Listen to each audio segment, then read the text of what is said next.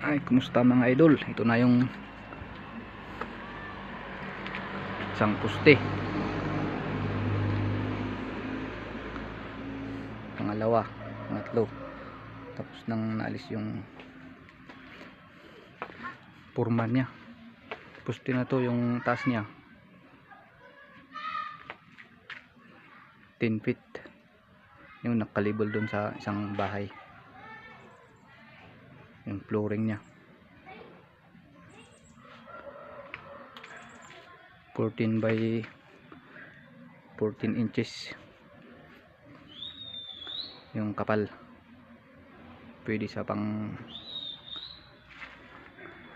tatlong palapag o apat. Ito yung katatapos naming pinurmahan, bukas naming bubuhusan. Mas malaki yung rig nito pero parehas din yung kapal ng buhos niya, 14 by 14, pero yung rig niya 12 by 12 inches. Pinatas lang namin dito para magkapareha. Yan. Ito yung purma na pinulik board na ginamit namin. Ito yung dito namin ang ginamit ng nakaraan.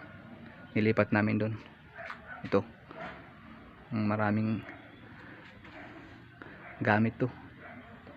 Makapal to, 1/2 na pinulik board.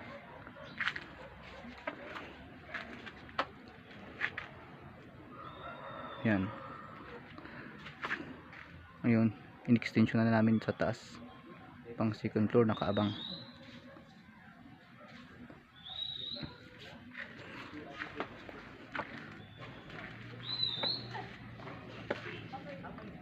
Ito pala, extend namin to, gagawing CR.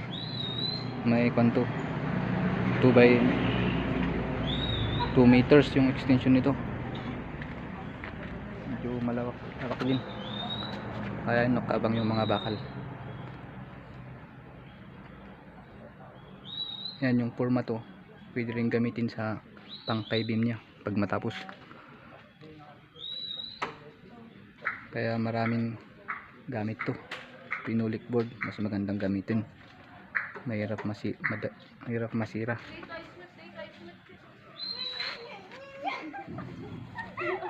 Ayan. Taas sa taas para yung view niya.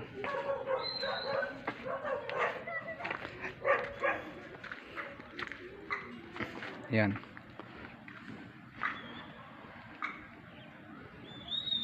Kung may budget pa, extend doon hanggang sa bahay. Kaya nakaabang lahat ng mga bakal.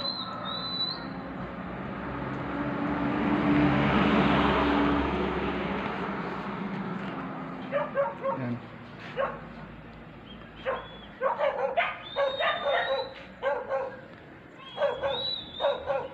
3.5 meters by 7.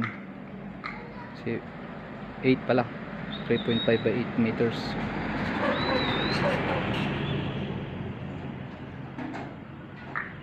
Yung pagkatapos ng nabuhusan yung forma, magpo-flooring na kami.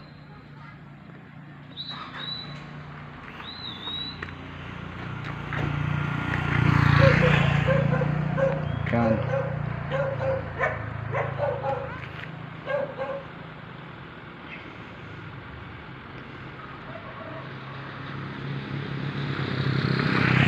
Flooring yan hanggang sa kalsada para diretso nakaabang. May ilalawak pa ng 2.5 meters siguro yan.